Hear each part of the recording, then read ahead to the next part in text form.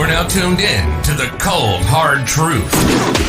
Cayman's #1 hard-hitting live podcast show, where we feature some straightforward conversations on political, social, and celebrity news and all things happening in the Cayman Islands and around the world. This show was created to give the people a voice and a means of being involved and informed without any filters. Sometimes it gets crazy, but we always keep it real. We bring you the tea, piping hot, so grab your favorite beverage and join the conversation via WhatsApp at 324-1612. Email tips at CaymanMarlRoad.com. Now, here's your host, Sandy Hill, broadcasting live from the beautiful Cayman Islands.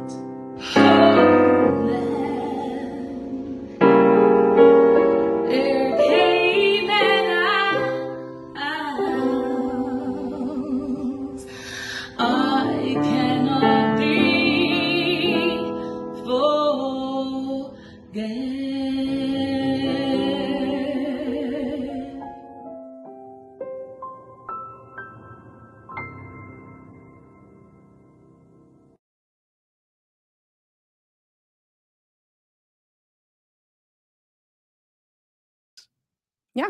So, are you going to go this year? I'm going to try. Jamie's going to go. I'm going to try to drop in. Yeah. No, I get to wear my everyday gear.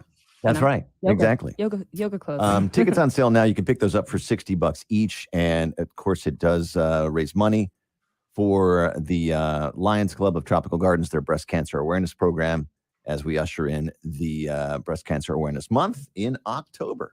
So, Slumber Party, tickets on sale at DMS Broadcasting. You can pick those up now. Big news. I have some important news for you. Interesting news. It's Blake and Darren's Spilling the Tea with Sandy.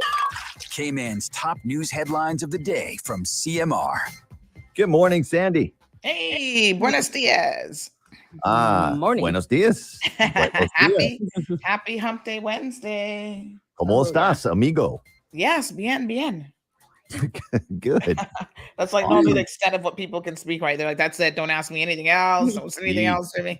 Hola. So how was drop off yesterday, Blake? Tú tienes una linda sonrisa. State of the left. What was that? Yeah, no, that's you have a cute smile. Oh, what and then if you're at Disneyland, it's por favor, manténgase alejados de las puertas.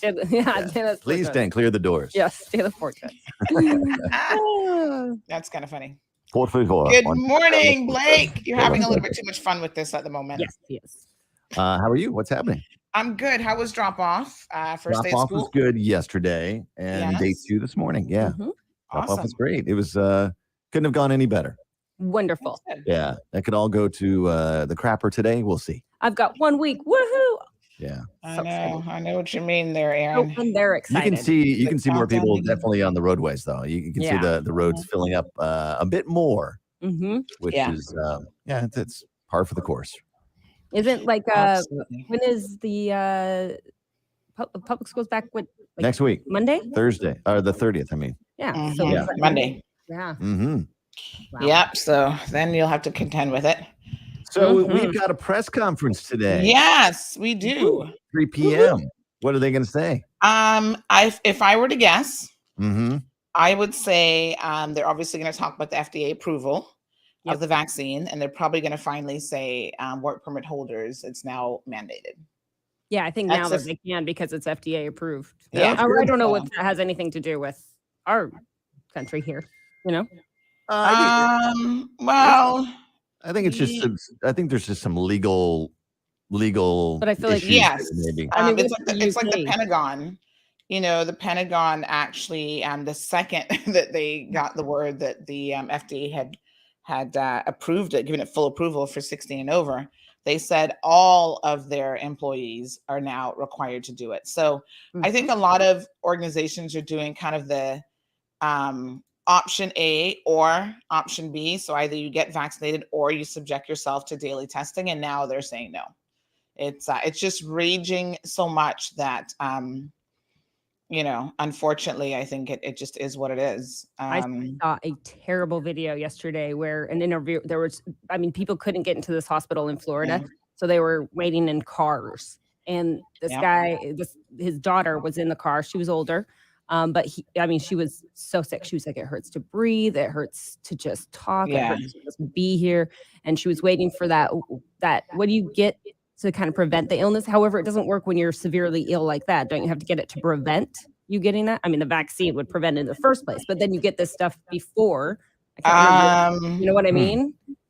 Yeah, I'm not sure. Well, hopefully it's not ivermectin because ivermectin. Yeah, no, it's not that. It's another different thing. Oh, okay. There's one that they can use. help with treatments. Yeah. It's like before you get it before the symptoms. Anyway, she already had the symptoms, but she was waiting to get like a bed or get admitted to ICU, but there was nothing available. And so then the interview went to the father he was standing away from the car, but went to the father and asked, hey, so, obviously she's really sick. He's like, yeah. He's like, are you vaccinated? And he said, no, but the mandate came through today. So for my job. So now I'm going to have to get vaccinated, but I already have COVID right now. So I can't go and get it right now. And obviously, it's like if their whole family would have got it, their daughter wouldn't have been that sick. Yeah. Exactly. I mean, it was just one of those things where now it's FDA approved. The mandates are coming through. I don't know. At this point, it's just there's no reason to. I mean, you kind of wonder if it's almost too late in the sense that so many hospital systems. You mentioned Florida is just inundated. They're out of beds. Even setting up additional beds. And one of the interesting things about that, Erin, is it means that other people who need care, like non-COVID patients, are simply not getting it. Exactly. Because they don't have the facility. Like 99.9% of people who are dying from COVID are those that are unvaccinated. Yeah. So that's a huge statement. Yeah. You know what I mean? And at some point, we're going to open. They may even announce phase 3 today in that press conference. So we'll see. Yeah. It's inevitable. We will open up. Yeah. I'm still a little concerned about kids. That's, me too. Because we both have kids. All of us have kids. Yeah, under 12. Yep. Sandy, you've got one as well. Yeah. That's unvaccinated. So how's that going to work? It's scary. To be honest, I think that unfortunately we're going to have to come to a point where we're going to just have to do it. And I, on the one hand, I think that opening the borders will be maybe the reality component that anti-vaxxers actually need in Cayman, because we've been in a bubble, so we've been very comfortable. And you don't understand. Like I was watching a video yesterday as well, Erin, and a medical health professional, a nurse, he was talking about what's going on, and he just broke down in tears. It was so sad to see. And I'm thinking, when you have to deal with that reality on a daily basis, right? Yep. And here we are enjoying the sunshine. We're taking weekend vacations. Like we don't have a clue of what living with COVID is like. And I think that unfortunately that protective bubble has also made us very, very naive. And, as a result of that, we think that, oh, it's not that bad. Like some of the arguments that I hear in Cayman, I'm flabbergasted by Well, we what never people allowed it think. to rage. I mean, we went immediately into Yeah, lockdown. So exactly. And some people need it to affect them personally before they understand. And Exactly. And we don't want to every get to that point. single person, I mean, I think I saw one weird person who was on their deathbed and they're like, oh no. But every single person who said, don't get the vaccine, it's your personal choice, when they were in that hospital on a ventilator, they were all like, I regret my decisions. I would have gotten it. I mean, one guy, he was like giving all the reasons why he didn't want it. And the nurse said, listen, at that point, they were interviewing him. He wasn't yet he was on something, but it wasn't quite the ventilator, right? Mhm. And she said, listen, he's not really looking great. If they put him on a ventilator, the chances of him surviving this are very, very slim. And at the end of the video clip, they then said 9 days later, he died. And I was just Wow. like, oh, my 53 years old. Yeah. I mean, it's just, Crazy. it's horrific, but Yeah. What is it? Oh, it's the Here we are. monoclonal antibody treatment. That's what it Okay. is. I'm probably butchering that word, but yeah, it's one of those. You can use it before you get really sick if you haven't had the vaccine or if you're not allowed. But if you get there and you're sick, it's like. Did you read yesterday they sent out a press release saying that persons who receive their COVID-19 vaccines here in the Cayman Islands will soon have secure on-demand access to their digital vaccination certificates via the MyHSA patient portal. And that is available online or through the Health Life app, which can be found on either Google Play for Android or the App Store for Apple devices. Health Life app. Health Life app. No, I mean, I think that's wonderful. Yeah. Because, I mean, let's also be honest, traveling around the world is going to require, this type of access as well. You're not going to be able to go very far By the way, if you're not vaccinated. So this is something very smart to do. And a lot of people do this already. But if you don't, you probably should. Just like you should take a photo with your phone of your passport. You should also take a photo of your vaccination card and keep that in your photos album. Yeah. In your favorites. In case you lose it or something, at least you have some sort of proof should you need that. Same with like passports or, other identification. That was true. Yeah, here's you don't even have to do a photo, Blake. Just have it like in something like Dropbox, which you can have on your phone as well. That's usually what and then that way you can have access to all of your important documents, birth certificates, IDs, whatever. Yeah. Good idea. So All right, modern technology, it's a beautiful thing when you know how to use it correctly. That one right there, Health Life. Looks like it. Let's see. I'll get it. Well, it says soon. So Well, whatever. I'll download it now. download it now. Health Use my Life face. app. All right. Gotta get the face recognition. Sandy, anything else before we let you go? Yeah, just a quick one. We're going to be talking about a sort of our headliner this morning, actually. A young man who was pepper sprayed yesterday. He's a Down syndrome 16-year-old teen. And they had a little incident at the West Bay police station and they decided to pepper spray him. But his mom and his brother. But where it gets interesting is apparently his family is saying that when they decided to pepper spray him, the harm or the perceived harm of whatever he was doing had already passed. So it's kind of like, why would you pepper spray him at that point in time? So we're going to talk about it a little bit. We're still waiting on the RCIPS to issue some sort of statement on what went on. And but I mean, if what the family is saying is accurate, there's some definite concerns there. So we'll talk about that this morning as well. Alrighty. I'm sure you'll get to the bottom of it. So wait, they can have pepper spray, just not us? Sorry? The police can have pepper spray? Yeah. Police, yes. Yeah. And The tasers. police have pepper spray, I don't want to say tasers. taser, but I get that. Don't tase me, bro. Just saying, we need some pepper spray. Yes, the pepper spray. The police have access to these things. You just don't. Women, wasp spray works too. Then that's legal. Yeah, you're not allowed to have any of that stuff in any Yeah, form. bear spray. You can't have wasp spray. Even homemade. I mean, technically, anything that they perceive as a weapon, you as just a regular resident are not allowed to have it. Crazy. All right, Sandy, we'll catch CMR right now on All right, Facebook. guys. And Have a good one. we will talk to you tomorrow. Bye. Awesome. Facebook and YouTube. And YouTube. And sorry. YouTube. All right. See you then. Aaron, what you got coming up? All right, folks. That's Blake and Aaron over there at KISS 106.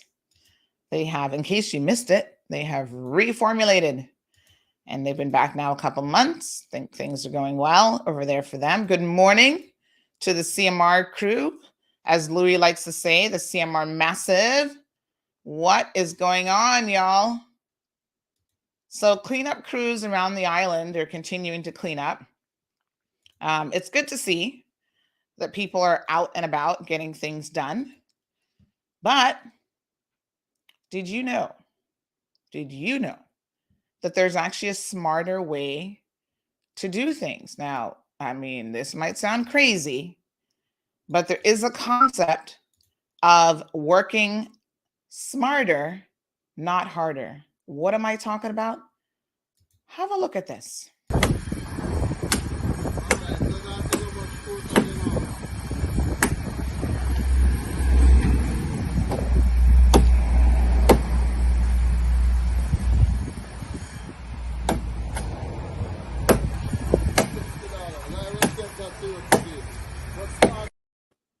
All right, folks. That's what happens when you don't have the proper tools. You sit there chopping all day long and several days later. It's like 5 days later.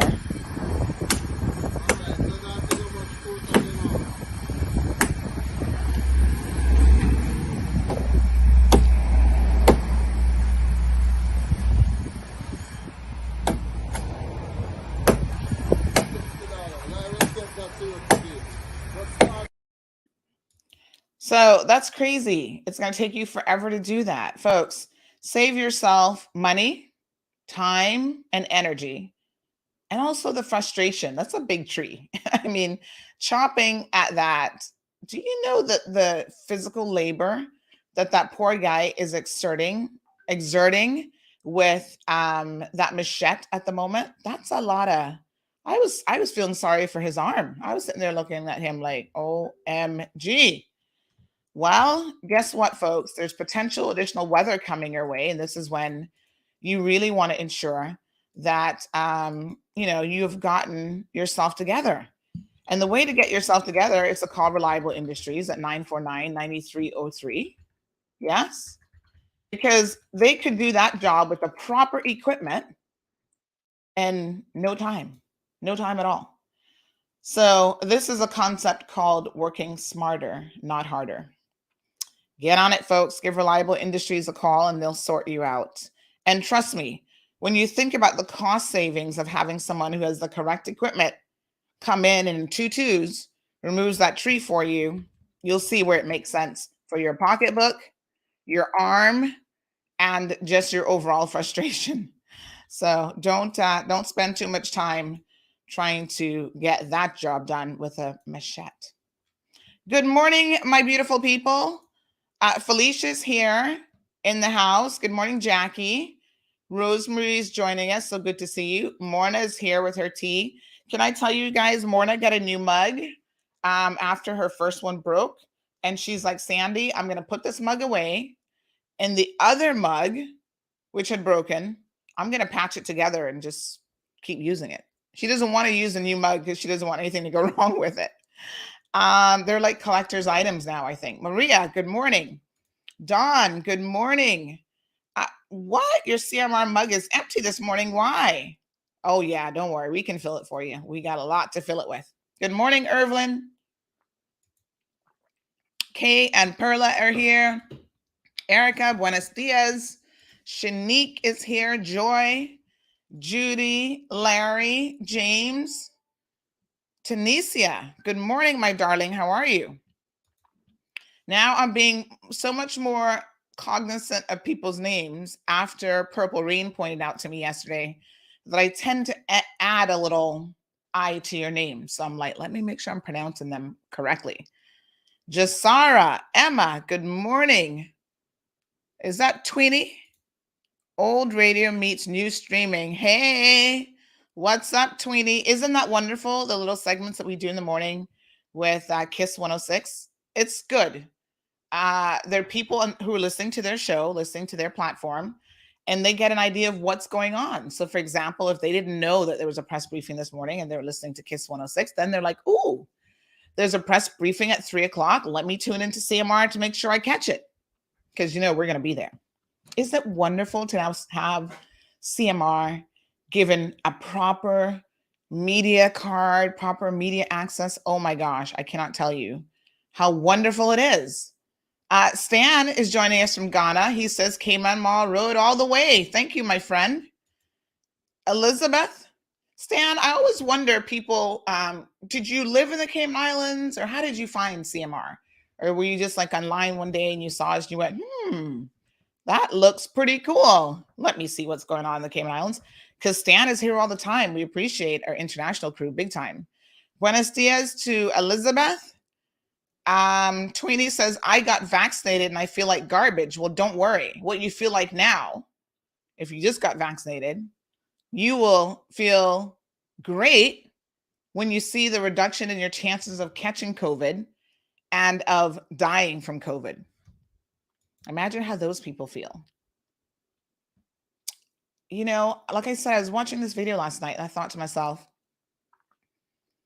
it's kind of sad to see how people in America are literally dying. And it's just like, I can't even tell you. It is like a really sad indictment on the entire system. I haven't, listen, all those people are sitting on their deathbed saying, don't be a fool like me. And, you know, I think that, I mean, you see them crying, you see them saying how much pain they're in. And then you think, they say, I don't know if this is going to get any worse. You know, most of these videos were done when they could still talk. It's not like they were in their final moments of being dead, right? Or not being dead. Obviously, that's pretty final. Their final moments before death. But you see them saying, oh man, had I only listened to the scientists. Some people have a reaction. Absolutely. It's not unheard of. In fact,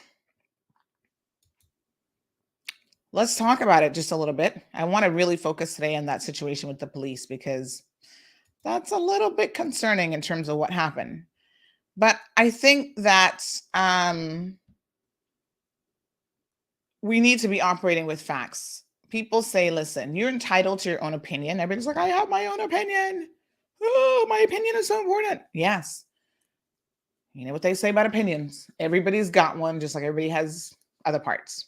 Yeah, that's all right. But you're not entitled to your own facts. And there's a difference between an opinion and a fact. And trust me, as someone with a law degree, I know this all too well. And that's why when people drag you into court and they accuse you of defamation, right? By the way, tomorrow we're going to talk about that. You guys want to tune in for that show. Believe me, you don't want to miss it. Because on Friday, we got a judgment coming down the pipeline. But what you're going to find interesting is when you have opinions that are formed on facts, that's one thing. Sometimes what you need to do is just leave your opinion out of it entirely and just speak about the facts and nothing else. So here's an example. When you see me publishing documents about John Felder, termination letter, cease and desist letter, and there's so much more to come, those documents represent a factual position. They're not a matter of opinion. So let's take a few minutes and look at some facts, and then we're going to talk about this poor child, I think, that, you know, was involved in a situation yesterday at the West Bay Police Station. Kerwin says healthcare professionals themselves are part of the problem. I agree. In fact, there was another episode that I was watching last night, where in the US, this nursing facility, this poor woman was talking about her mom. She's like, listen, my mom and I and our family cannot survive another lockdown. So she's like, they need to mandate it in nursing homes for sure. Now, one particular nursing home that has mandated it has not had a COVID case in 18 months.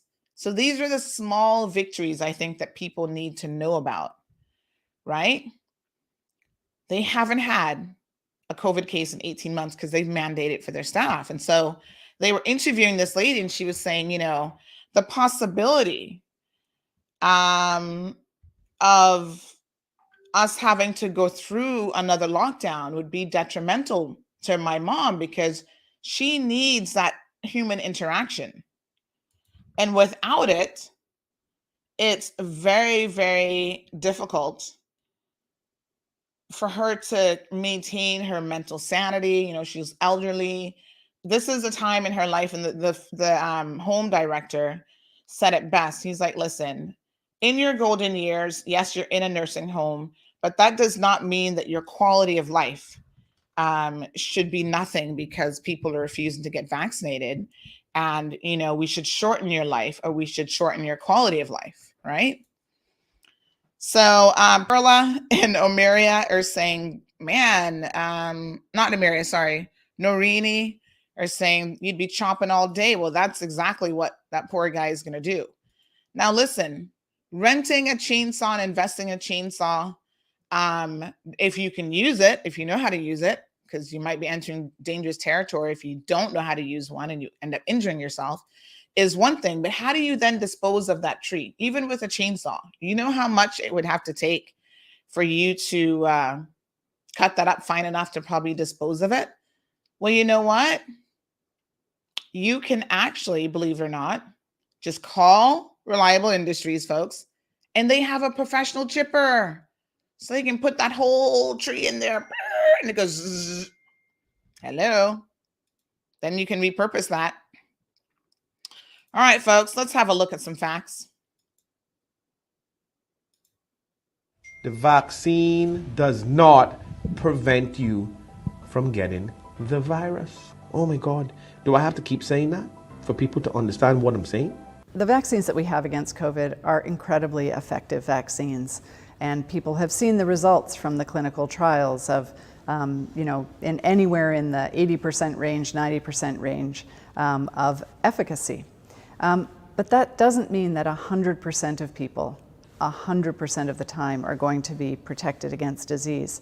There is no vaccine that provides that level of protection for any disease. Hello, bingo, light bulb.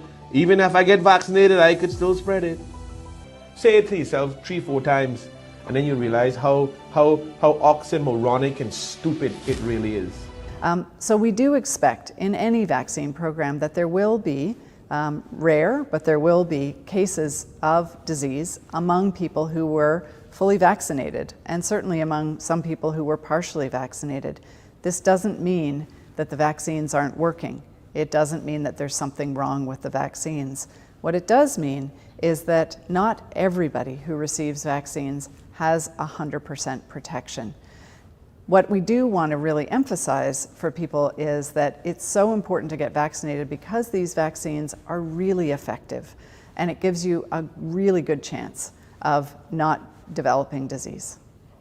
Let me run down to get a vaccine to prevent me from getting a virus that the vaccine don't prevent you from getting. Jesus, Lord Almighty God, help me. Help me.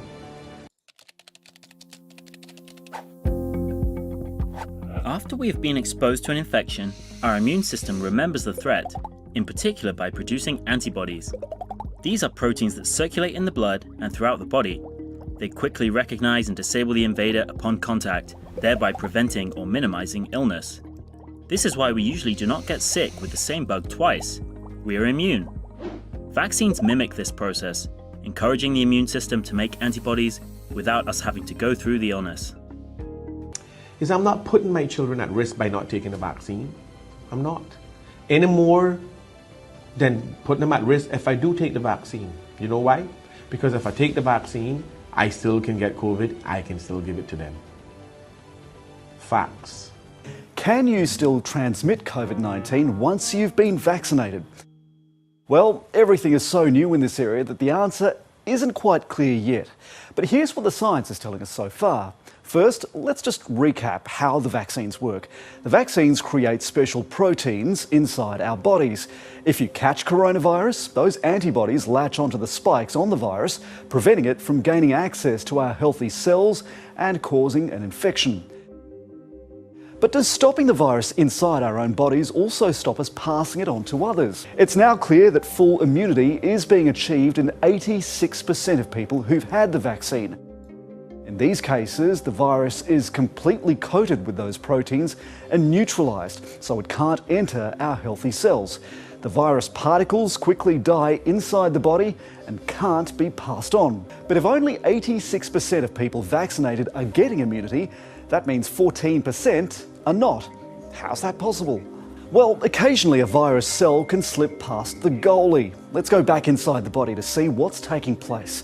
When you're vaccinated, most of the virus particles are coated with those proteins and neutralised, but a few aren't. A few make it through to cause an infection. They get inside our cells and replicate. When those new virus particles begin their own hunt around the body, the antibodies get another shot. This time, the vaccine succeeds. I really don't like it. That's called effective immunity. And I won't be taking it until the proper research and development is put into it.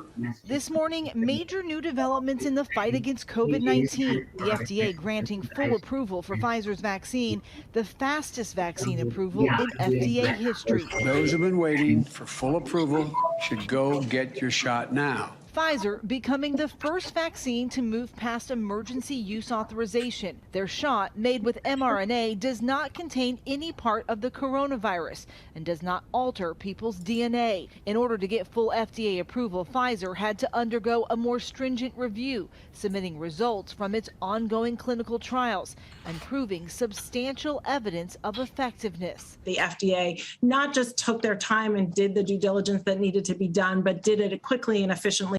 Now, here's another fun fact that they do not talk about, but they like to use as a stunt to convince you, oh, well, you don't believe in vaccines? Well, what about the polio vaccine? What about this vaccine? Guess what, ladies and gentlemen? Guess what? When was the last case you heard somebody had polio? You want me to tell you what the difference is? The difference with all the vaccines that they boasting on that you should get because of those vaccines actually worked. The polio vaccine kills polio. You can't get it when you take it. Hello, fun fact. If I take the polio vaccine, bam, I can't ever get polio. I can't ever get polio. It took 35 years to develop, but guess what? It worked when they finished developing it. And it still works. So find me the vaccine that stops you from getting COVID, and then we can have a conversation. Oh, and don't forget to list the side effects. You need to know them too. I mean, that's just throw the side effects in if you will. In a trial, you call it adverse events, but that's kind of overstating it. Dr. Kirsten Lake led a phase 1 trial for the COVID-19 vaccine made by Pfizer and BioNTech. She says side effects are a possibility with any vaccine. In general, it's nothing to fear. It's our own immune systems kicking in and doing what it's supposed to do. The most common flu vaccine this year, for example, comes with a chance for many normal side effects: pain, fatigue, headaches. But many of the new COVID-19 vaccines are more likely to cause these kinds of side effects than you might be used to, particularly after the second dose. Most people will feel a little pain in their arm. Many will be tired and get headaches. I mean, obviously, having no side effects is desirable, but I think with the spike protein of the coronavirus, it really does elicit some side effects. But that's totally normal. And once you understand why vaccine side effects happen, you might actually be happy to get them.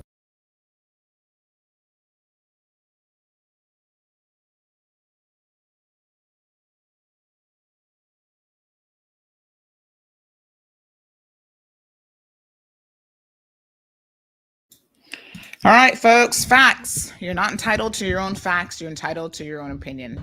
It's as simple as that. Oh, this microphone stand is a little annoying here, folks. So there you have it. So George Mills, you see, this is where now I find people so funny. George is making all kind of comments. Oh, facts, lies, laughing my ass off. It's, what did he say? That, oh, we're being brainwashed. It's not, listen. George, I don't know who you are. Literally, I don't know who you are. But somehow I doubt that you are a medical professional. And I do find it crazy that every single Tom, Dick, and Bobo believes that they have the capacity to interpret scientific data and that they know everything and that, they don't have to rely on any level of medical expertise whatsoever. Poor George. Does he even have a job? He doesn't even look like someone who's employed. I mean, I hate to say it. He says he's self-employed. Okay, George. Really? Oh, okay. Yes, you're definitely an expert. When you're sick, how you go to the doctor, there's a reason for that. If you were an expert, you wouldn't have to go to the doctor. And someone said, and I think this is a very interesting point. Someone said, at one point in Mario's video, he made mention of the fact that he wants the premier to sign a waiver that if anything happens to his children as a result of this vaccine, that the premier will be responsible. You know what waiver I want Mario, Luis, and others who are claiming that the vaccine is the devil to sign? That when you get sick with COVID, you will not utilize any medical facility. Because like I said, your use of a medical facility is taking up space that other people need. Other emergency services are now being pushed back and put on the back burner because the hospitals are inundated trying to put or keep people alive who eventually will die anyway. That's a sad indictment. And I'm saying, why? Why should you all of a sudden now believe the scientists, believe the doctors, the same people that you wouldn't believe before, right? Now you want them to try to save your life and to treat you. Why? It's the same belief system. If you don't believe that vaccines work and you don't believe in the efficacy of a vaccine mandate, for example, then why would you want to take advantage of the healthcare system? So that's the waiver. He put a challenge to the premier. The challenge I would like to put to him and anybody else who feels that way, fair enough. You say that you're entitled to your opinion. No worries. Just sign on the dotted line, right where it says, if I get sick and I test positive for COVID-19, I will not go to Georgetown Hospital and take up one of the few beds that are there. Simple. Done and dusted. To me, it's such a simple thing. Right, Mario? You're challenging the premier. I'm going to challenge you. Do it. Al Ray. Thank you. Colorado fitness coach Bill Phillips is urging others to get the COVID-19 vaccine after ending up in the emergency room and losing 70 pounds fighting for his life from coronavirus. Wow. Thanks for that article. The stories are there over and over and over again, and people are still like, oh no, I'm not going to get it. When you're on death's door, you will change your opinion. I assure you. You guys are it's like you're in your own head with what's going on. I see people right now with some psychosomatic illness, right? I've got a acquaintance. She's now claiming, mind you, she said something different in a personal conversation because she had the COVID vaccine and another friend was like, oh my God, right after that, she needed to have quadruple bypass surgery. Was it because of COVID? And now she jumped in the bandwagon saying, oh yeah, I had those symptoms too. I had heart palpitation, whatever. Girlfriend, sometimes you need friends to be honest with you. And I'm the kind of friend that you need to be honest with you. Okay? Whether you want it or not. When you're a lifelong smoker, when you're a lifelong drinker, heavy drinker, partying every weekend, drinking like, sometimes you even get out of control, and we've heard all the stories. When you are out there living your best life, do you not think that those things take a toll on your body, even in your 40s? Yesterday, I was speaking to a young man who I don't really want to call his name, but he was a business owner that dropped dead at age 41. This is way before COVID. And this guy was like, I always wondered what happened. And I'm like, well, 41-year-olds have heart attacks. Sometimes people can be in fantastic health and still have a heart attack, a coronary arrest. But in this case, this particular individual was a hard drinker. And the guy was like, what? He told me that he hardly drunk. And I said, well, most people who have an issue with alcohol are not going to tell you that they have an issue with alcohol. He would drink hard liquor, according to his friends. I wasn't a personal friend, so I can't say that I've been in his space. But I know his customers even said to me, I think this dude has an issue with alcohol, because I would walk into his retail space and I always smelled liquor. But after he died, his friends were like, we kept telling him, dude, you can't be having this hard liquor every single day. They said like he would drink half a bottle of hard liquor a day. And I'm like, well, damn, okay. Heart attack makes sense. At 40, even at 41. Not everybody gets to be a hard drinker and can survive into their 50s and 60s or even beyond. That's a toll on your body. So when I see people engaging on social media in conversations about, oh, I took the vaccine and now I don't feel well, or I had the surgery and it's because of the vaccine. I'm just like, girl, are you being serious? For years before the vaccine, you had a medical history that pointed to the fact that you were a heart attack waiting to happen. For years before the vaccine, you were complaining about shortness of breath and all this other stuff. But now that the anti-vaxxers are out there, you want to jump on, I don't know what kind of like friendship club this is, but you want to jump on that wagon to be like, oh yeah, I too am having these symptoms because of the vaccine. It's not because of the vaccine, girlfriend. And you need people to be honest with you. You need a reality check. Stop lying to yourselves and stop lying to other people. Now, there's another young man who claims that he's having heart palpitations, and so he thinks he must have myocarditis. I'm like, okay. First of all, he's not really in the age group for the very minimal reported cases of this that they have recorded, right? However, let's just say it's not outside the realm of possibility. You would think that you want a definitive answer as to what's going on, right? So he said, I went to the doctor. I went to the HSA, and they didn't give me any answers.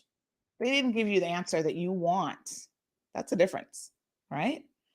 So I listened to him very carefully, and I have this horrible insurance plan and it doesn't cover anything. I said, if I go to a doctor and I don't get an answer, not necessarily the answer that I want, but if I don't get an answer, or I feel like that answer is a bit sketchy, I get a second opinion, right?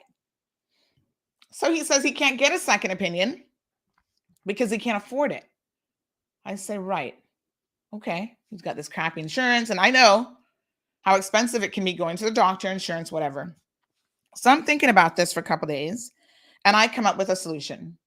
I'm going to find someone who's going to sponsor his executive checkup at Health City. Because if you have an issue with your heart, folks, we have heart specialists, an entire facility that says they're the heart experts, right? So you would think that would be your go-to location, would you not? Yeah? Okay.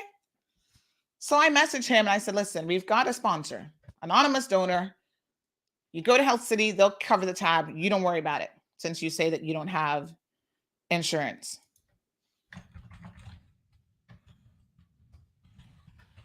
You know what he says? Oh no, I want to go to Dr. Tomlinson because that's my primary care physician. He didn't go to him for the heart palpitations, which is weird. He went to HSA, so I'm thinking, okay. And he knows my history. He knows your history.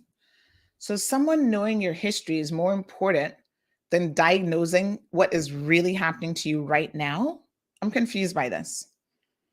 And someone knowing your medical history is one thing, But sometimes getting a fresh pair of medical eyes and a fresh assessment from scratch, in fact, maybe someone who doesn't know your history, because I don't even know what knowing your history means. Does that mean that you have a history of issues that Dr. T knows about? What does that mean? Because knowing your history, like, oh, I just know you come once a year for a regular checkup and everything has been fine. How does that assist? You see how these people like think so incredibly illogically? So then I say, right. So it's more important for you to go to someone who knows your history than to go to the heart specialist who can actually tell you whether or not you have myocarditis. Like, is that logical? So you don't want a proper diagnosis, but yet you're all over social media trying to convince people not to get the vaccine based on the fact that you're having heart palpitations. I'm like, wow, that doesn't make any sense to me.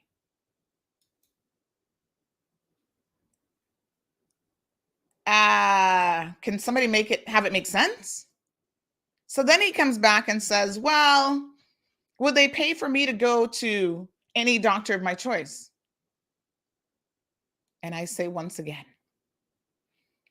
explain to me why you would want anybody else but a heart specialist. You're claiming to have a heart-related issue. So why would you be going to anybody else? Who else do you think can assist you? It's just absolutely crazy. Now, let me share a little experience with you guys. I have had heart palpitations before. COVID wasn't around. The vaccine wasn't around. And I went and did a full executive checkup. They didn't find anything. They were like, listen, different things can cause heart palpitations. Now, I was getting it when I was getting up in the morning. So they wired me with the whole system. You go home, it checks your heartbeat the whole time, and everything was fine. So maybe your pressure is dropping a little bit in the mornings because, I take a little tubes of blood pressure tablet, amlodipine, because y'all be stressing people out. So you got to take something. Maybe it's dipping too low in the mornings. And if you jump up suddenly, that can make you a little bit like, okay. And then I could literally feel my heart beating. There's a lot of things, folks, that can cause heart palpitations. And in my case, it didn't seem like it was really anything. The heart was fine. The heart muscles are fine. I did an ECG. I did an EKG. I did everything, the stress test and all that. Everything was fine. And guess what? The same way it appeared, it just disappeared. Maybe I was under a little bit of stress at that time in my life. Maybe sometimes we get in our own heads. Do you know the power of the mind and how you can make yourself physically sick if you believe something enough?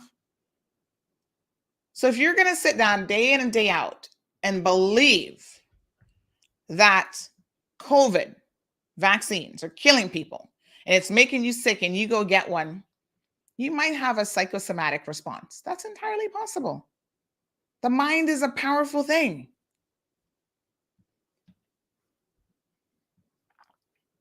So listen, I am not here, contrary to what is that young man's name? George, to tell you any lies. I'm not in the business of telling lies, first of all. And if you guys know one thing about me, I believe in telling the truth. And that's why this show is called The Cold Hard Truth. And sometimes telling the truth gets me in a little bit of trouble. And I am an information junkie. I read and I research and I look at stuff. Anyone who has known me my entire life from day one, that's how I've always been. So I'm always reading.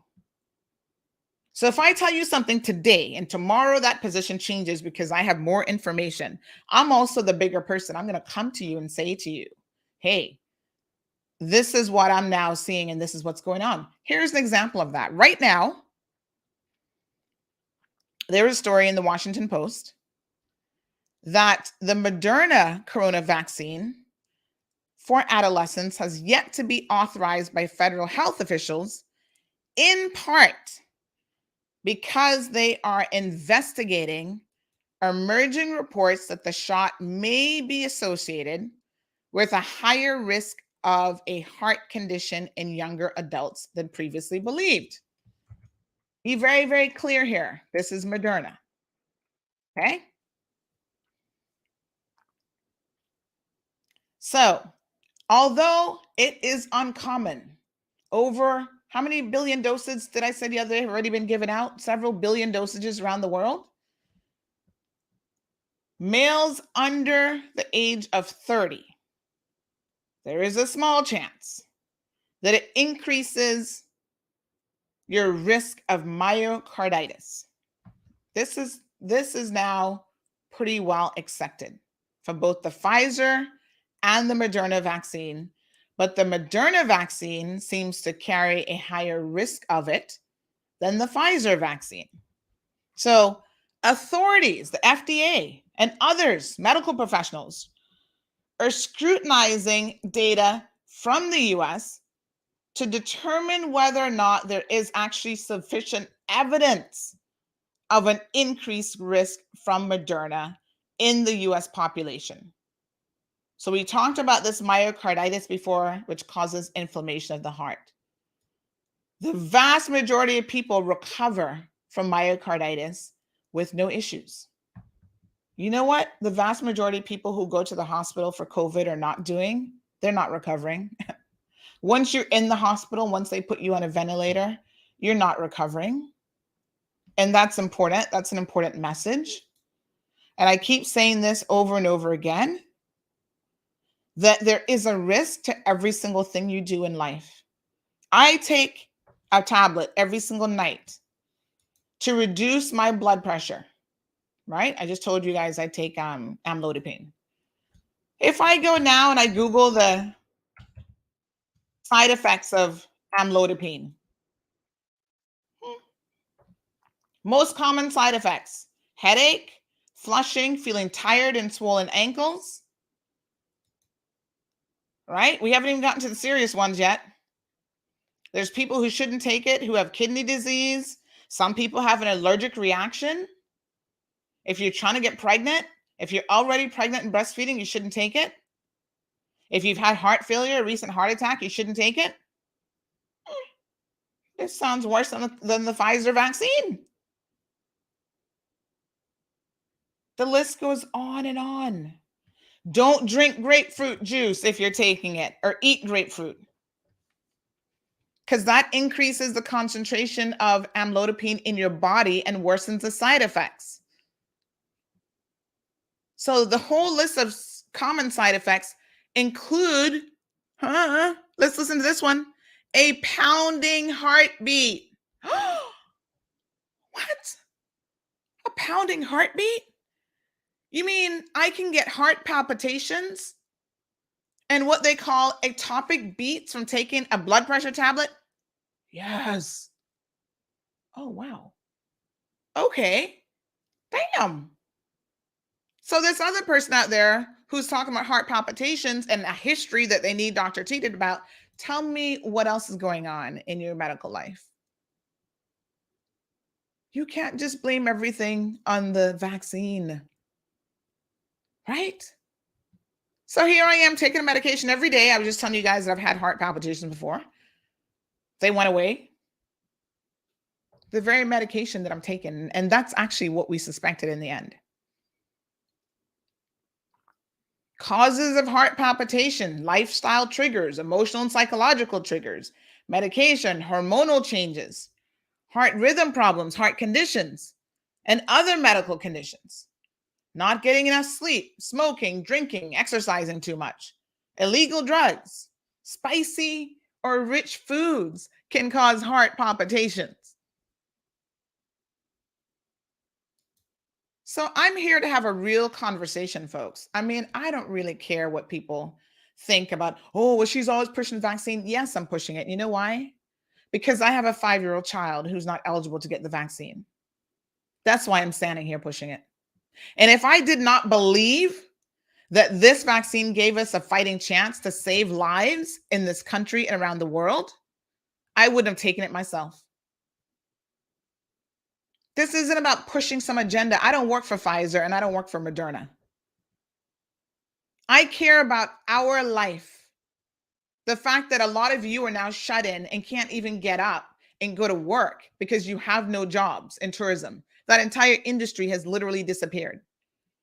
And I know the realities of the situation, folks. That is not a sustainable position. I cannot believe the so-called intelligent people who are saying to me, well, they work in financial services, so of course they can say it, right? Who are saying, well, we're doing okay. You're doing okay. When government starts to tell you the little piggy bank is now empty, we're going to start cutting civil servant jobs. We're going to start cutting civil servant salaries. Then, from a financial perspective, some of you may wake up. When the few little beds at the HSA are full and there's no more bed capacity, and we have to set up the Family Life Center as a temporary ICU to house the people that will get infected with this virus and be on ventilators. When your beloved Nana and Mommy are in the hospital on a ventilator on their last breath, wheezing and begging you to listen to people. And they're now saying, as you're going to see in this video here, it's not a joke, it's not a joke, it's not a joke. Then you might say, wow, I see why Sandy cared so much. I'm not jumping on anybody's bandwagon because y'all know that I don't care what anybody thinks at the end of the day. I try to base my life on facts, right? So I'm not jumping on the anti-vaxxer bandwagon, and I'm not even jumping on the vaxxer bandwagon. I'm just saying, listen, the facts say, Dana, thank you for this. She says, I'm a medical professional. The facts are the vaccine works. If you want 100% guarantee on anything, don't get out of bed in the morning. Listen, Dana, even if you don't get out of bed, that doesn't come with 100% guarantee either. We do more risky things every single day. And people, for them, being on the anti-vaxxer, this is what I've recognized with certain people, being on the anti-vaxxer bandwagon is all about getting attention for themselves. I don't have to say anything inflammatory to get almost 300 people on this show. It's an every morning kind of thing, right? Because we have interesting dialogue, we engage people, and you guys want to be here. I don't have to create a platform where I'm yelling and screaming and going on like a lunatic about the vaccine and challenging the premier and calling him names and that sort of thing. I don't have to do that. I don't need the attention. Some of the people pushing this agenda are attention seekers, and they need a few more views than the 1-200 that they're getting. I see people having incredible commentary on the vaccine who don't even have a high school diploma to their name. Now, don't get me wrong. Don't be coming for me about, oh, what's Sandy trying to say? There's could be a lot of people who are extremely intelligent who do not have a high school diploma, but I'm sorry. Excuse me. No high school diploma versus scientists who have been studying this mRNA vaccine for 30 years versus you, sir, who don't even have a high school diploma. Who do you think I'm going to believe? Somebody who likes to believe in facts and science and logic. You still going to the doctor and you believing when the doctor tells you other stuff. So why are you going to believe anything else that they say? You're not self-medicating, self-doctoring yourself then. Thank you, Darlene. She said that she's tired of it. She's tired of hearing it. The people are just being stupid. Morning, Miss Sue.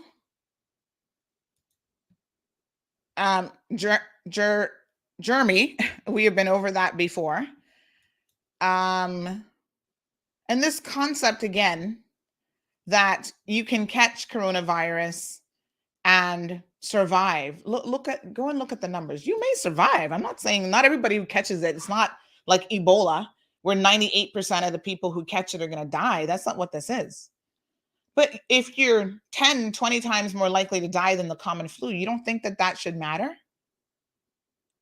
Every year, people get up and they take the flu vaccine, and the coronavirus vaccine gives you more protection than the flu vaccine. And yes, the flu does kill some people. Oh, Marian, I'm very well aware of the situation in Israel. I've already read up on that from days ago.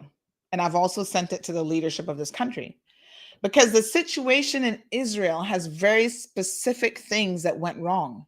They're one of the more vaccinated countries, and they have a raging situation on their hands now. But don't draw illogical conclusions. There are reasons why that has happened. And we can break that down. We can go into the top 5 reasons why Israel is in the situation that they're in. Have a look at this video. I want to share this with you guys.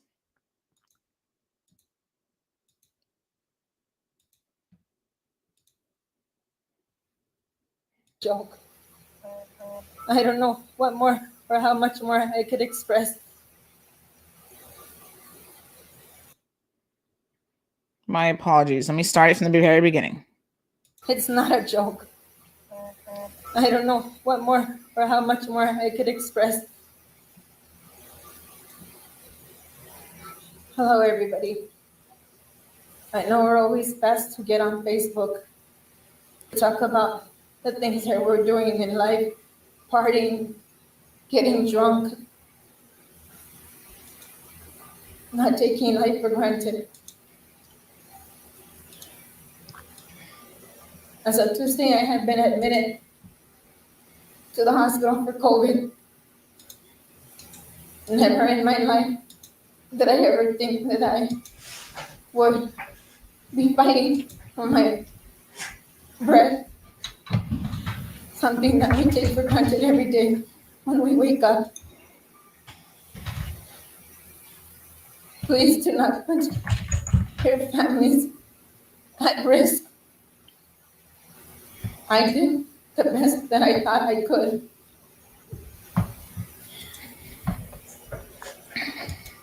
It is not worth it.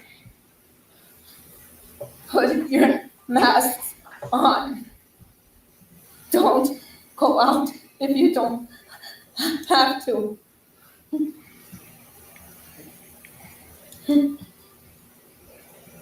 I have fought too hard to have the life that I have now, and I refuse to give up.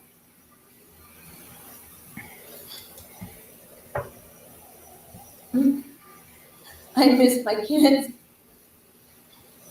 I miss my husband down the hall. It feels like he's so far away.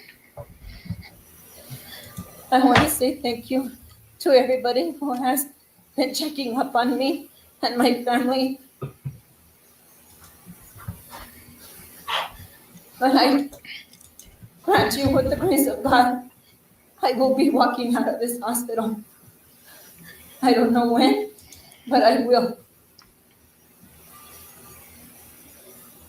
This is too much stress, not just on myself, but this is a lot of stress on my family. 3 years ago, I held my mom as she gave up her last breath. I'm not ready. Nobody could ever be ready for this. Everybody thinks it's a joke. It's not a joke.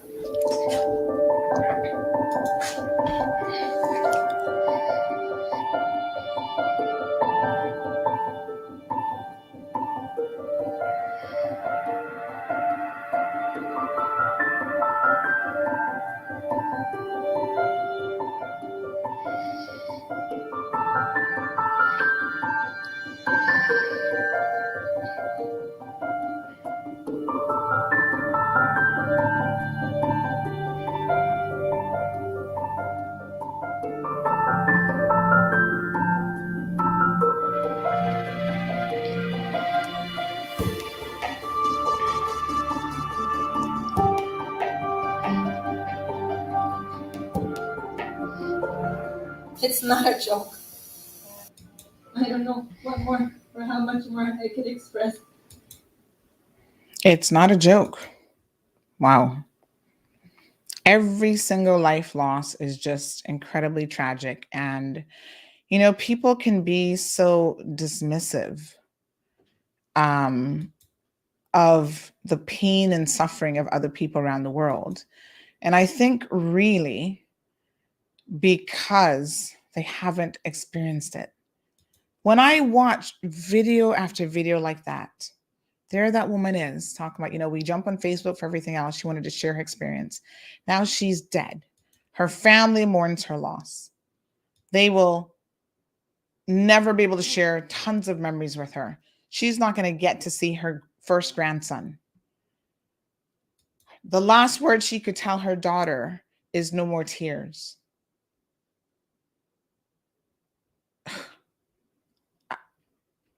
I'm just flabbergasted that anyone, even if you had a 50-50 chance of improving your chances of not catching it, improving your survival, why wouldn't you do this?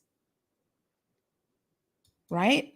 I would take a risk if my life depended on something, even with 50-50 odds.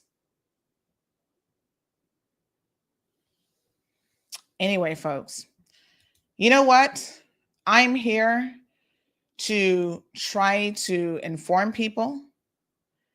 And at the end of the day, if you guys don't like it, like I said, you got an option. You can be person number 5 or 6 over at Cayman Crosstalk. I don't really care.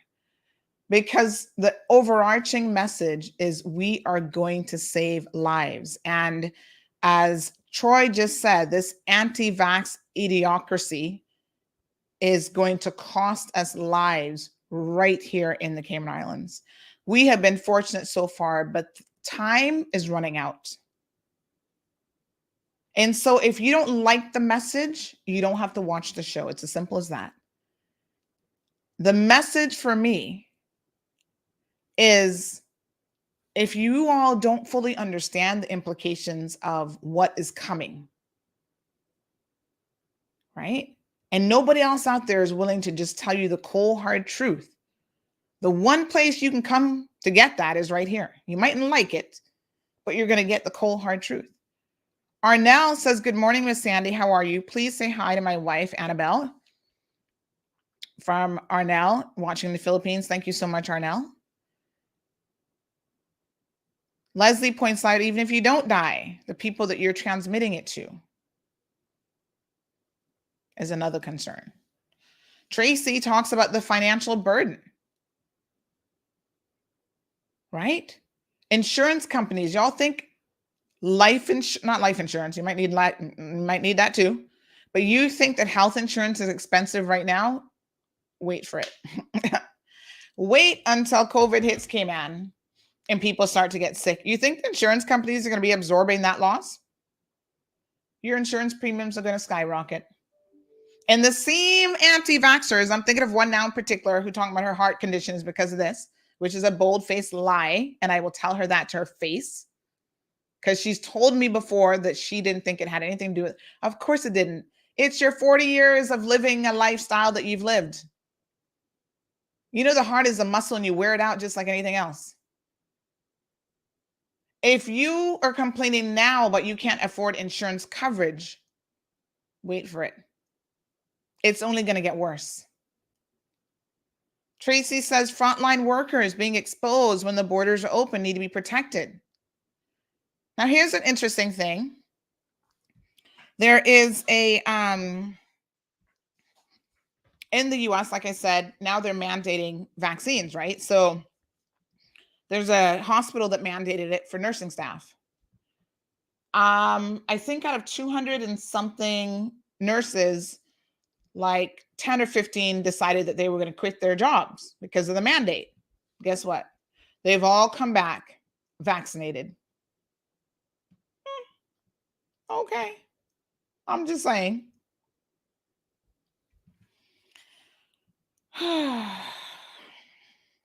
Anyway.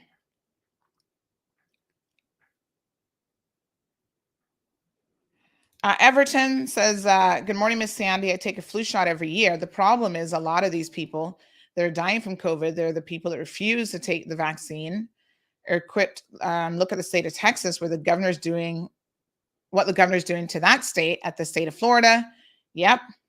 And I must, Everton, your point is well taken, that a lot of the leadership in a lot of these states are impacting their numbers. We're going to look at another video later on. The worst hit place in the US because of COVID right now, the highest number of hospitalization, the highest number of deaths, all of that, is a county that the vast majority of people are anti-vaxxers. Hold on, Sandy. What did you just say? There's a correlation between anti-vaxxer mentality, high hospitalization of COVID, and deaths? Yes. If you don't believe in the vaccine, you don't take it. Those are the areas, the cities and states and counties and whatever in the United States that have the highest rate. Those are the people that are dying. Watch out for that video a little bit later on. I don't see anybody out there who has survived COVID saying, oh, I survived COVID, other than Donald Trump. I've survived COVID and it was a walk in the park. And in fact, Donald Trump's medical expert said that he wasn't exactly telling the truth. That for a moment there, even his situation was a little bit more touch and go than they were willing to admit.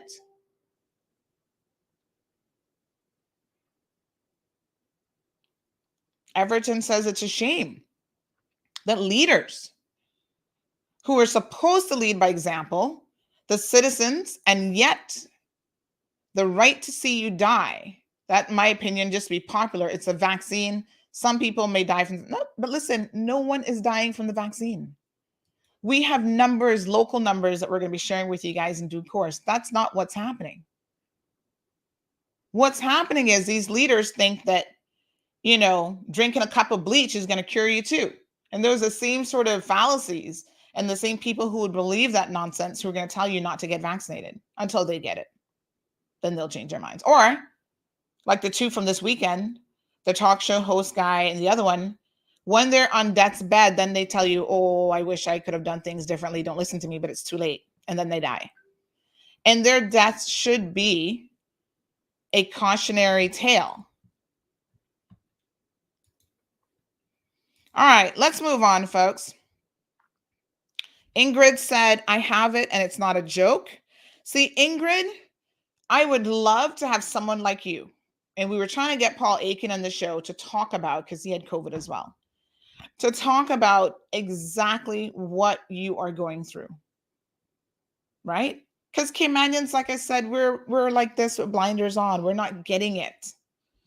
But when Caymanians start talking about, I have it. Dana, Paul Aiken survived, and he has long COVID now. So yes, I do know people who survived. We have a cousin in California who had it. She survived. 7-8 months later, still can't breathe properly. So if you survive, that is one thing.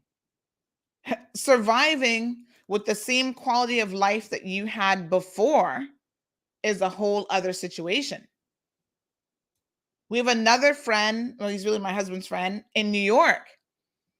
Months after having it, he's like, you don't understand what it does to your breathing. He said, I feel like my breathing will never be the same again. I'm trying to work on getting those people on air to talk to you all directly. I haven't had it, but I think the people who have had it need to give y'all a reality check. Seriously.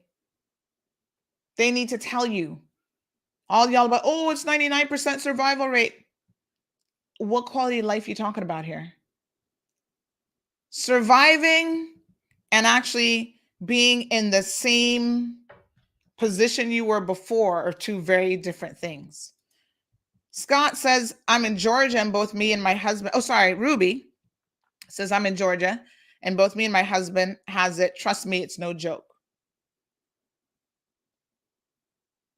Ruby, you need to come on the show and break down to people exactly what has happened to you, because they're still like, Well, she says it's no joke. I don't know what that means.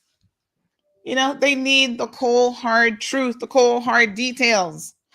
All right, let's talk about this situation. Jean Scott says, my brother-in-law had it and it's been months and he still has issues from COVID. Yeah.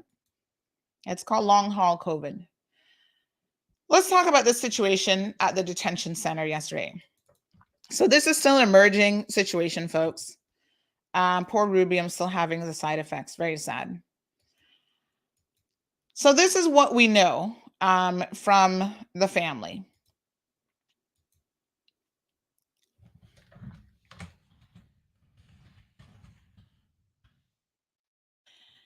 A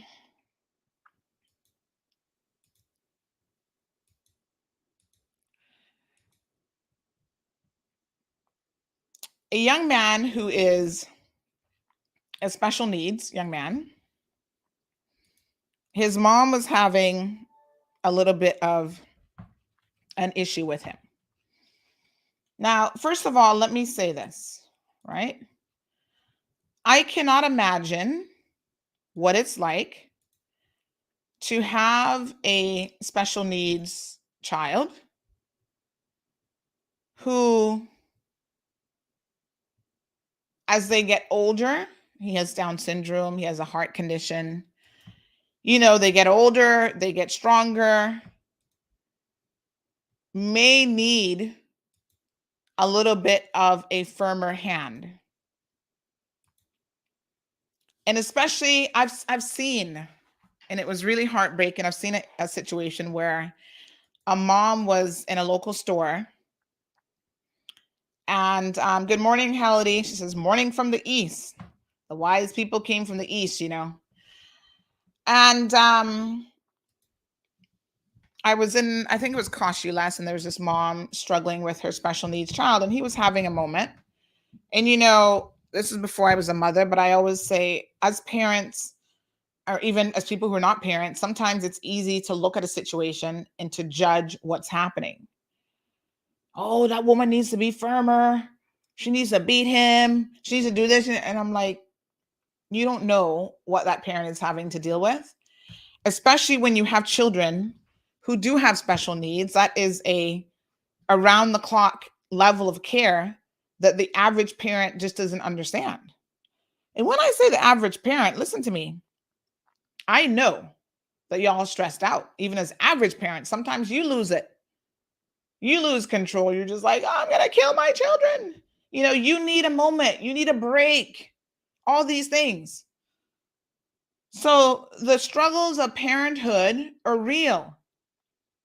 Put on top of that, children who have any sort of a special situation, whether they're ADHD, they have Down syndrome, you know, they have all these other issues. Even a normal child that has behavioral issues can be very difficult to control. They've got temper issues. They've got, you know, all these things. As parents and people in the community, we don't always have the tools to be able to cope with these types of situations.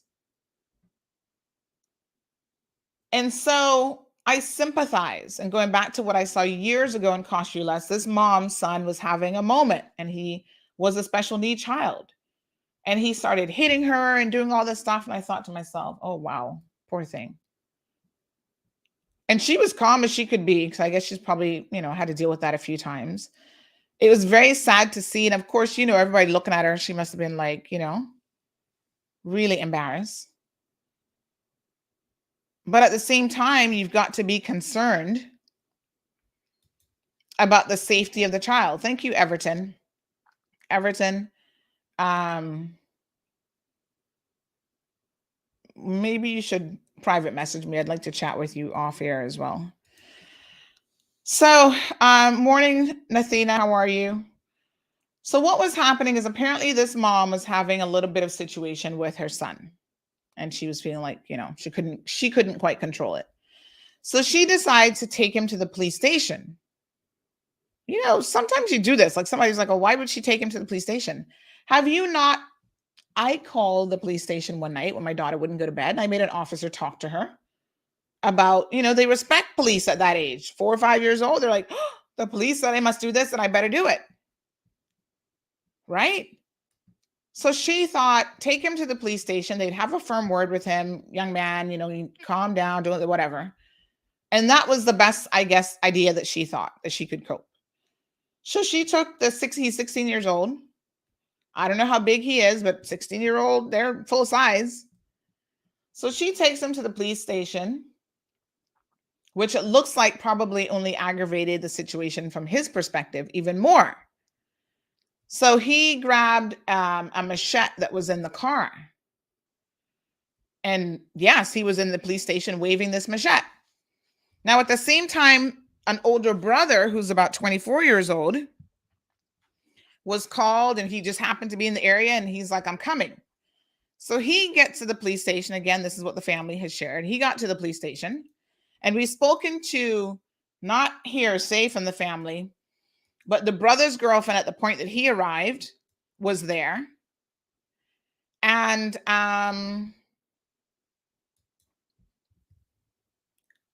she was able to then speak with us firsthand and get the details.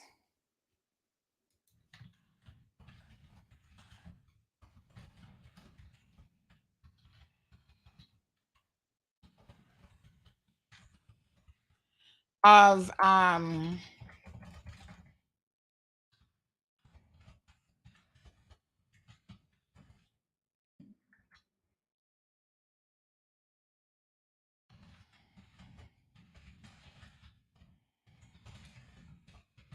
my apologies. She was able to provide the details of what transpired once they arrived. So the elder brother gets there, and he was able to take the machete from his 16-year-old brother, calm him down and everything.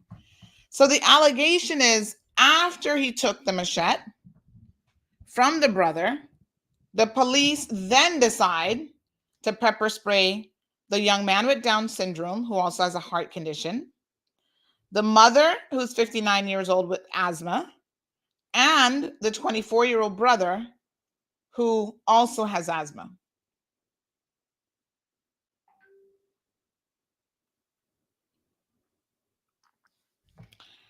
Well, that's a problem.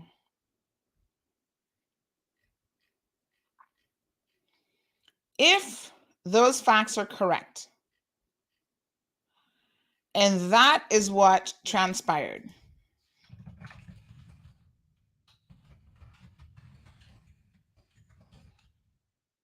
that's a problem. This speaks to people who are not trained to deal with, I don't even want to say just special needs. This is people who are not trained to deal with anything.